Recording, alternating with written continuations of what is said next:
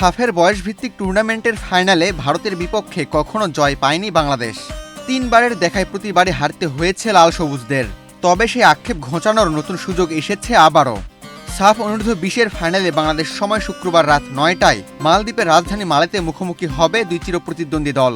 ফাইনালের আগের দিন ট্রফির সঙ্গে আনুষ্ঠানিক ফটোশুটে অংশ নেন দুই দলের কোচ ও অধিনায়ক। বুধবার প্রথম সেমিফাইনালে নেপালকে হারিয়ে সবার আগে ফাইনালের টিকিট নিশ্চিত করে বাংলাদেশ।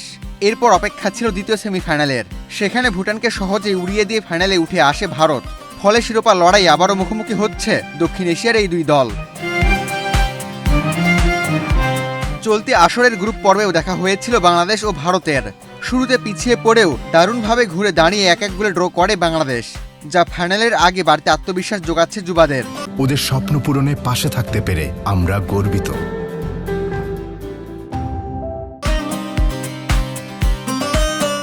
সব ক্যাটাগরি মিলিয়ে এ নিয়ে চতুর্থবারের মতো ফাইনালে মুখোমুখি হচ্ছে বাংলাদেশ ও ভারত। 2019 সালে অনূর্ধ্ব-18, 2022 সালে অনূর্ধ্ব-20 ও 2025 সালে অনূর্ধ্ব-19 ক্যাটাগরিতে মুখোমুখি হয়েছিল দুই দল। তবে আগের 3 ফাইনালের সবগুলোতেই ভারতের বিপক্ষে হেরেছিল বাংলাদেশ।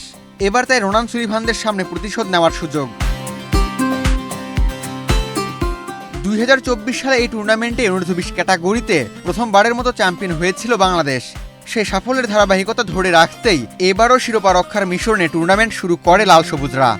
দলে নতুন সংযোজন হিসেবে যোগ দিয়েছেন দুই প্রবাসী ফুটবলার রোনান সুলিভান ও ডেক্লান সুলিভান।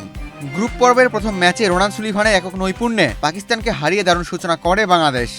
এরপর ভারতের সঙ্গে ড্র এবং সেমিফাইনালে নেপালকে হারানোর পর এখন সব নজর ফাইনালের দিকে। অতীতের হতাশা পেছনে ফেলে নতুন ইতিহাস গড়ার স্বপ্ন নিয়েই মাঠে নামবে বাংলাদেশের যুবারা। সাফের বয়সভিত্তিক এই প্রতিযোগিতা এখন পর্যন্ত অনূর্ধ্ব-18, 19 ও 20 ক্যাটাগরিতে মোট 7 বার অনুষ্ঠিত হয়েছে। এর মধ্যে 4 বার চ্যাম্পিয়ন হয়েছে ভারত, নেপাল 2 বার এবং বাংলাদেশ 1 বার শিরোপা জিতেছে। আবু তালহা, বাংলাদেশ প্রতিদিন।